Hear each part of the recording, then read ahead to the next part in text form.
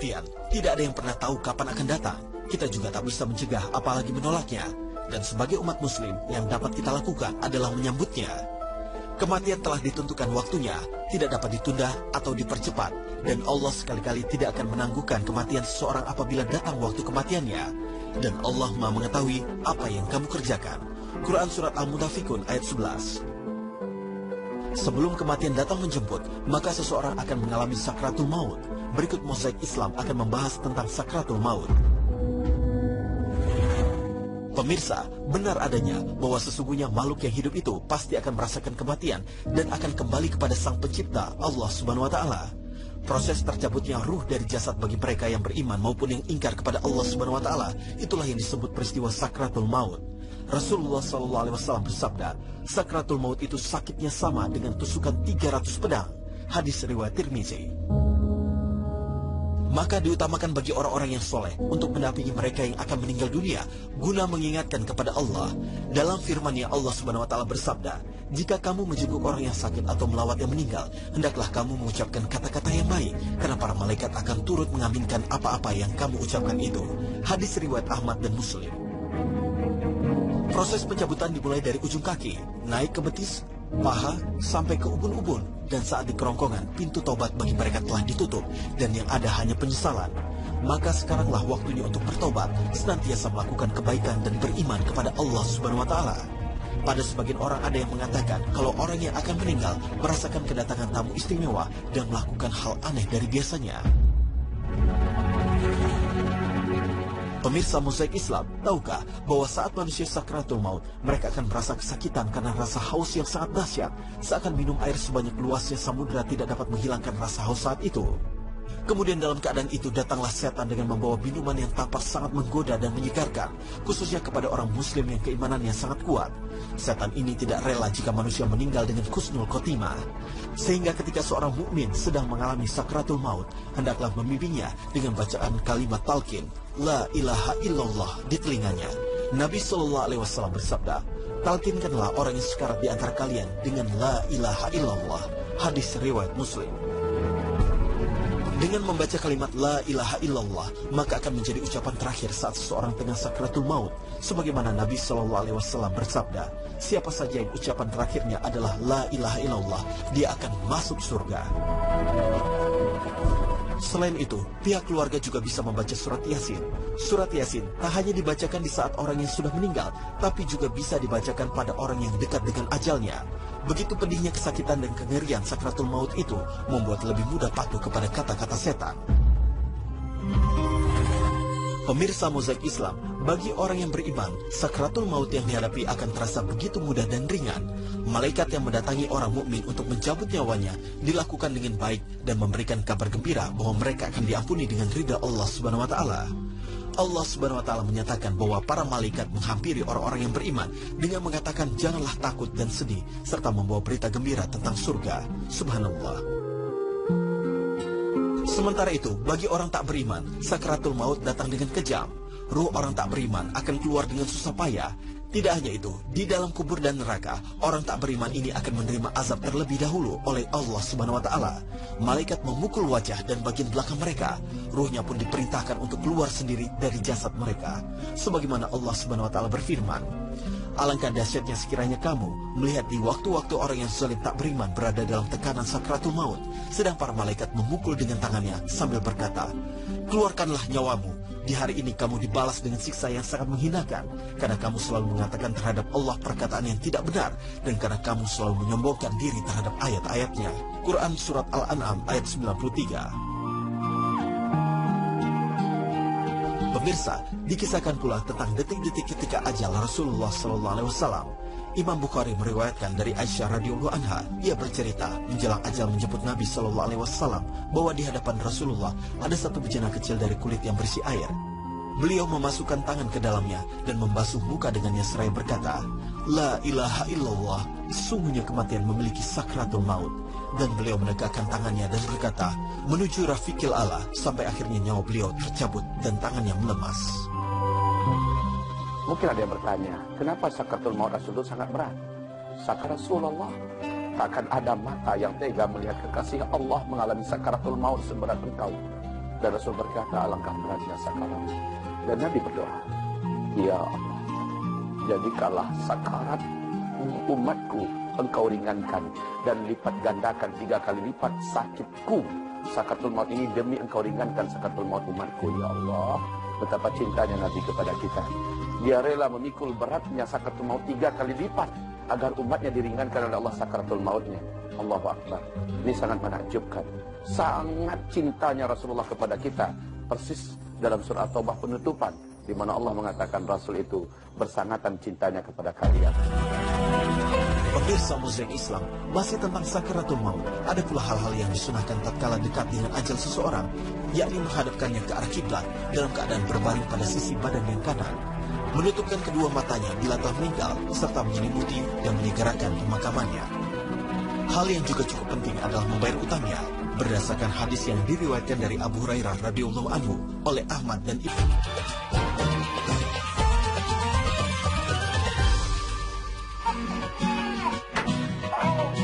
Pemirsa Mozaik Islam, bagi orang tua, salah satu momen paling membahagiakan dalam hidup adalah ketika dapat melihat gelak tawa dan keceriaan di wajah buah hati kita, terlebih saat usianya masih balita. Terkadang untuk membuatnya tersenyum sangatlah sederhana kok, yakni cukup dengan meluangkan waktu bercanda bersama si buah hati. Seperti yang dilakukan Tom Fletcher, ayah dari bayi berusia 1 tahun bernama Buzz Fletcher ini. Lihatlah, bermodal setangkai bunga dandelion liar, Tom mampu membuat Buzz tertawa terpingkal-pingkal. Suara tawa renyah Buzz tentu saja membuat si ayah senang, hingga kembali mengulangi aksi tersebut. Momen berharga yang diabadikan Tom ini adalah kali pertamanya Buzz melihat dan mengenal bunga dandelion. Pemirsa Mozaik Islam, setiap orang tua tentu memiliki gaya dan metode sendiri saat bercanda dengan buah hati. Namun seringkali para ayah kerap memunculkan ide-ide kreatif berbau jahil dan keisengan. Tak selamanya bayi dan balita menjadi korban keisengan ayah mereka.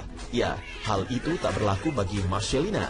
Karena yang terjadi malah sebaliknya, bayi perempuan itu malah beraksi mengerjai sang ayah. Dari video yang diunggah sang ibu ke sosial media pada bulan September tahun 2015 lalu, Marcelina awalnya tampak duduk manis di sofa. Sementara si ayah berusaha untuk memotong kuku putri kesayangannya itu. Namun setiap kali si ayah berupaya, Marcelina tampak berteriak seolah kesakitan. Padahal belum satu kuku pun berhasil dipotong. Wah, kecil-kecil sudah jahil nih. Aksi itu diulanginya lagi dan lagi hingga menimbulkan gelak tawa si ayah, begitu pula dirinya yang tampak terpingkal-pingkal.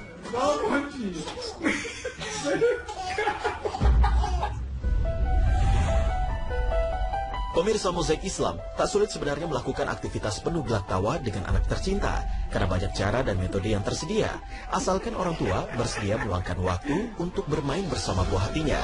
Namun sangat disayangkan, tak sedikit para orang tua terutama ayah yang menyepelekan arti pentingnya bersenda gurau bersama keluarga, terutama anak-anak mereka. Dali tidak punya waktu karena menunaikan tanggung jawab sebagai pencari nafkah bagi keluarga kerap menjadi alasan yang dikemukakan. Saat liburan keluarga pun tak jarang ada saja para ayah yang masih disibukkan dengan telepon pintar mereka mengurusi pekerjaan dari jauh. Akibatnya senyum anak dibeli dengan barang-barang dan mainan favoritnya. Padahal aktivitas sesederhana itu menyimpan berbagai kebaikan dan manfaat di baliknya. Mengutip dari laman web Kids Health, Mary L. Gavin, dokter spesialis anak asal Philadelphia mengemukakan bahwa anak terutama di periode emas dalam hidupnya akan mengalami tumbuh kembang lebih maksimal jika memiliki rasa humor dalam dirinya. Mereka akan menjadi lebih bahagia, percaya diri, serta mampu menyikapi perbedaan antara diri sendiri dan orang lain.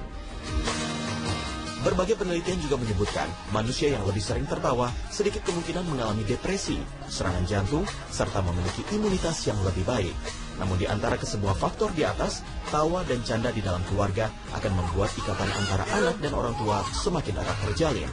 Bahkan di masa dewasanya kelak, anak tersebut akan mengingat candaan dan gurauan yang pernah dilontarkan ayah dan ibunya di kala kecil dulu. Sebuah ingatan indah yang bisa jadi akan ia sampaikan kembali pada anak keturunannya. Wah, banyak sekali kan manfaat yang dibawanya. Keakraban yang terjalin antara anak dan orang tua adalah sesuatu yang sangat berharga. Islam sebagai ajaran penyempurna hidup manusia menganjurkan kepada sekalian umatnya untuk senantiasa berkasih sayang kepada anak-anak. Rasulullah SAW bersabda, "Bukanlah termasuk golongan kami orang yang tidak menyayangi anak kecil dan tidak menghormati orang yang dituakan di antara kami." Hadis riwayat At-Tirmizi. Seperti hal lainnya, bercanda pun harus mengenal batasan. Niat dari bercanda tentu untuk mendatangkan tawa bahagia si kecil. Bukan malah sebaliknya, sebagaimana terlihat dalam tayangan berikut, saat ayah dan ibu asal Korea ini mengerjai dua buah hati mereka. Sang ayah meyakinkan anak-anaknya yang berusia balita bahwa ibu mereka telah meninggal dunia. Akibatnya kedua kakak beradik itu menangis jadi-jadinya, mengira bahwa ibu mereka benar-benar telah tiada. Sebagian netizen mengomentari video yang diunggah pada tahun 2014 lalu ini sebagai bentuk candaan yang buruk, namun sebagian lainnya mengaku malah merasa terhibur.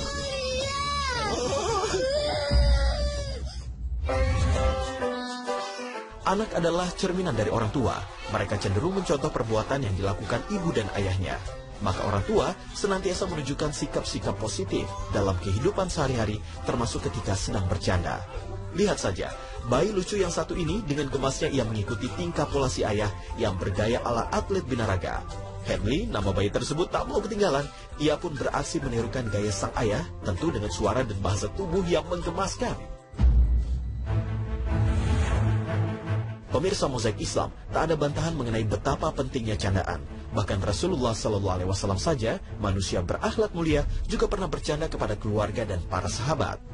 Para sahabat bertanya kepada Rasulullah SAW, "Wahai Rasulullah, apakah engkau juga bersendau gurau bersama kami?" Maka Rasulullah SAW menjawab dengan sabdanya, "Betul, hanya saja aku selalu berkata benar." Hadis riwayat Ahmad. Namun meski begitu, setiap muslim juga harus memperhatikan adab bercanda yang sesuai dengan syariat. Jangan sampai niat menyenangkan buah hati berujung pada perbuatan dosa. Di antaranya dilarang bercanda dengan melibatkan kebohongan. Perbuatan semacam ini sangat dibenci oleh Rasulullah SAW. Beliau bersabda, "Celakalah seseorang yang berbicara dusta untuk membuat orang tertawa. Celakalah ia, celakalah ia." Hadis riwayat Ahmad, Abu Dawud, dan Tirmizi. Selain itu, terlarang hukumnya melakukan candaan yang menyebabkan timbulnya rasa takut di hati kaum muslimin. Rasulullah SAW bersabda, "Janganlah salah seorang dari kalian mengambil barang milik saudaranya, baik bercanda maupun bersungguh-sungguh." Hadis riwayat Abu Dawud dan Tirmizi.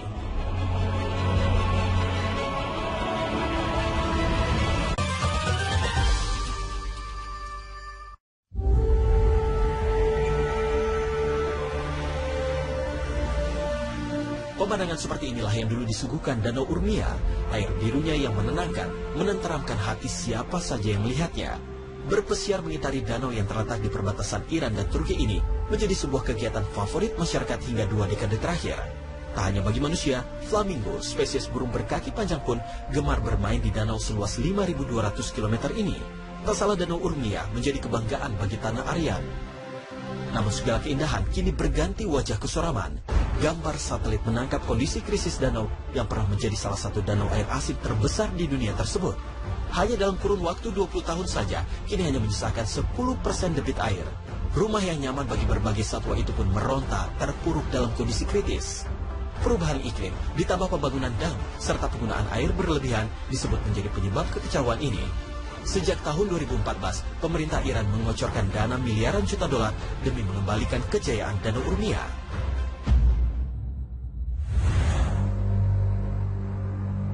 Bangkai perahu tua itu tergeletak tak berdaya usai sudah tugas yang diembannya, mengantarkan sang pemilik mengarungi luasnya Danau Poyang. Bukan karena kehilangan kemampuan, namun disebabkan oleh menghilangnya danau itu sendiri.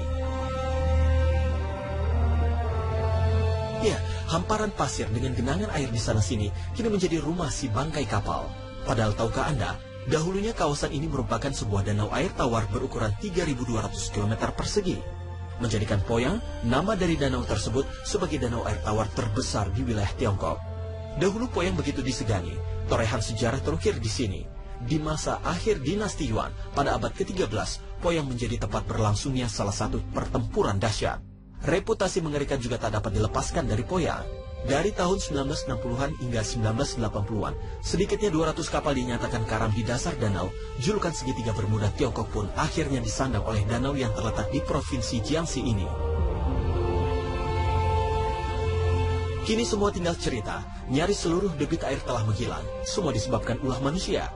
Pembangunan bendungan pembangkit tenaga listrik terbesar di dunia menguras debit air hingga menyisakan kurang dari 1/8 total wilayah. Kondisi kekeringan ekstrim tersebut membuat sektor perikanan berhenti total.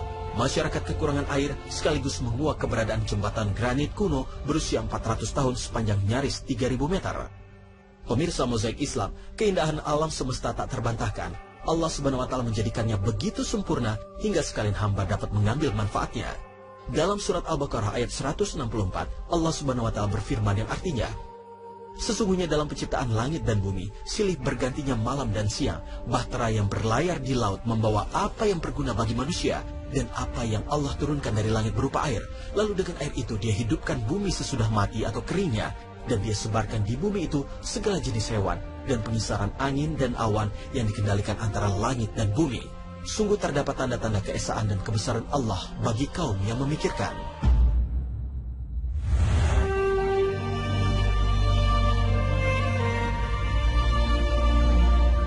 Namun sungguh alangkah buruknya manusia dengan sifat tamak lagi serakah, mengeruk alam tanpa disertai keinginan untuk menjaganya. Maka memang pantas menyebut Danau Aral sebagai salah satu bencana lingkungan terburuk di planet bumi.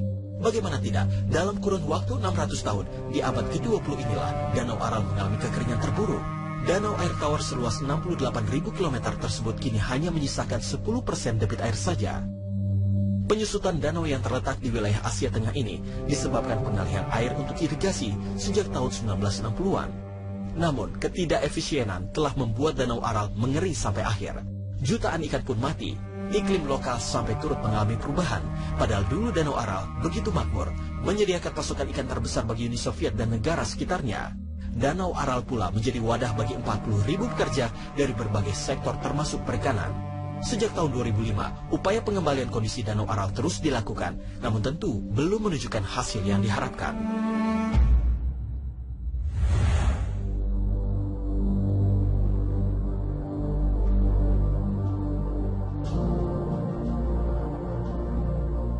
Kebalikan dari 3 danau sebelumnya yang berukuran sangat besar, Danau Tiberias hanya berukuran kecil. Dengan kedalaman 43 meter, danau di dataran tinggi Golan ini menjadi danau air tawar terendah di dunia. Maka ketika airnya mengering, mungkin dinilai tidak mengkhawatirkan, namun lain halnya bagi kaum muslimin.